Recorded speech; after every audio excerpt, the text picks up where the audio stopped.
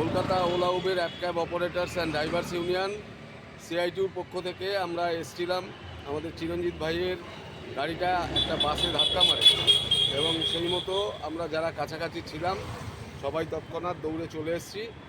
এসে আমরা বাসের যেখানে সিন্ডিকেট আছে, বাসের যেখানে গুমটি আছে সেখানে এসে কথা বলি। ওদের সিন্ডিকেটের লিডারশিপরা ছিল, প্লাস গাড়ির মালিক ম্যানেজার তারা এসেছিল। এসে কথাবার্তা হয়েছে, একটা ছোট্ট সমাধান করেছি। চোট হয়েছে গাড়িটা, খরচ হয়তো অনেকটাই, কিন্তু এমন কিছু দাবি করতেও পারছি না, কেননা সেও ড্রাইভার, আমাদের চিরঞ্জিত ভাই সেও ড্রাইভার। অতএব এই ড্রাইভারের মর্ম বুঝেই আমরা বেশি দাবি না করে অল্পের মধ্যে কিছু টাকা দিয়েছে। টাকার অঙ্কটা বলছি না, কিন্তু অঙ্কটা বড় কথা না, কথাটা হচ্ছে যে আমরা সবাই মিলে একসাথে থাকলে অন্তত একজন ড্রাইভারের কিছুটা হেল্প হয়, এটাই বড় কথা। চিরঞ্জিত ভাই কিছু একটু বলো। আচ্ছা, আমার পার্ক সার্কাসে এই ঘটনাটা ঘটেছিল। ঘটনাটা ঘটার পরে আমি তৎক্ষণাৎ ইউনিয়নের গ্রুপে ভয়েস মেসেজ দিই। ইনফ্যাক্ট অমিতার সাথেও আমি ফোনে যোগাযোগ করি।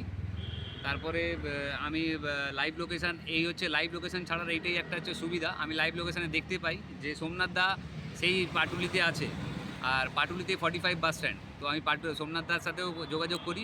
সোমনাথ দা বললো আমি এখানেই আছি, আসুন।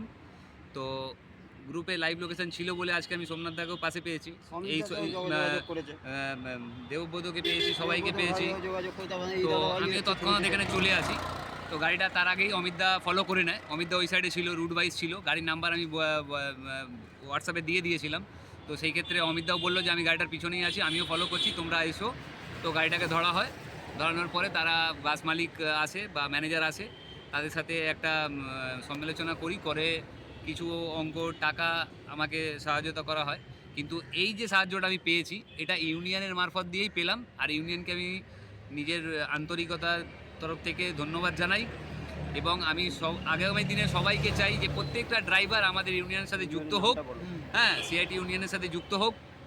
যুক্ত হলে একে অপরের পাশে থাকলে যে কী সুযোগ সুবিধাটা পাওয়া যায় সেটা ভবিষ্যতে তারাও বুঝতে পারবে। আমি যেরকম বুঝেছি, আশা করি তারাও যাতে বুঝতে পারুক, তারাও যাতে এই সিআইটি ইউনিয়ন জয়েন্ট করে।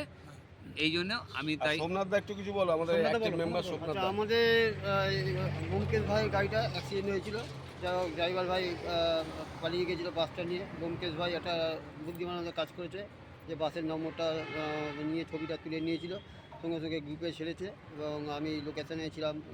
দেখেছে ব্যোমকেশ ভাই যে আমার লোকেশানটা পাটুলিতে ছিল, যা হোক আমার সঙ্গে ফার্স্ট যোগাযোগ করেছে। তারপর দাদা আমাদের অমিত দা মেন, যে উনি গাড়িটা দেখতে পেয়েছে, বাসটা আমাদের সঙ্গে সঙ্গে বলেছে যে এই গড়িয়া স্টেশনে বাসটা ঢুকছে। যা হোক সঙ্গে সঙ্গে আমরা সবাই মিলে দৌড়েছি এবং অমিত দা আমাদের পুরো গাইড করেছে বড় দাদা হিসেবে। হ্যাঁ, কাজে ওখান থেকে ড্রাইভারকে গাড়ি সমেত এসছে, এসে ওই বডি ড্রাইভার যেখানে পাল্টি ওখানে এসে গাড়ির মালিক এসছে। কিছু আমার ভাইয়ের, আমাদের এই ব্যোমকেশ ভাইয়ের যা গাড়িটা ক্ষতি হয়েছে কিছু সামথিং দিয়েছে। হ্যাঁ, কাজে ড্রাইভার হয়তো বাস চালিয়ে খায়, আমাদের ব্যোমকেশ ভাই আমরা সবাই বাস পারি, আমরা গাড়ি চালিয়ে খাই। কাজে আমরা তো বেশি অঙ্ক টাকা চাইতে পারি না। কিন্তু সমস্যাটা হচ্ছে যে দেখুন, টাকাটা আমাদের কাছে ফ্যাক্টর না, ফ্যাক্টরটা হচ্ছে এই যে একে ঐক্যবদ্ধতা করে যে আমরা যে এই লড়াইটা করতে পেলাম, এই লড়াইটার জন্য এইটার জন্যই সিআই2 করা। একদম ঠিক আছে। আজকের ডেটে পয়সাটা কোনো ফ্যাক্টর নয়। তো সবাই ভালো থাকবেন। আমরা সিআই2 সবাই একসাথে কাজ করব, একে অপরের বিপদের সময় থাকবো, এটাই হচ্ছে আমাদের লড়াই। এইভাবেই সিআইটি ইউনিয়ন জিন্দাবাদ, জিন্দাবাদ, সিআইটি ইউনিয়ন জিন্দাবাদ।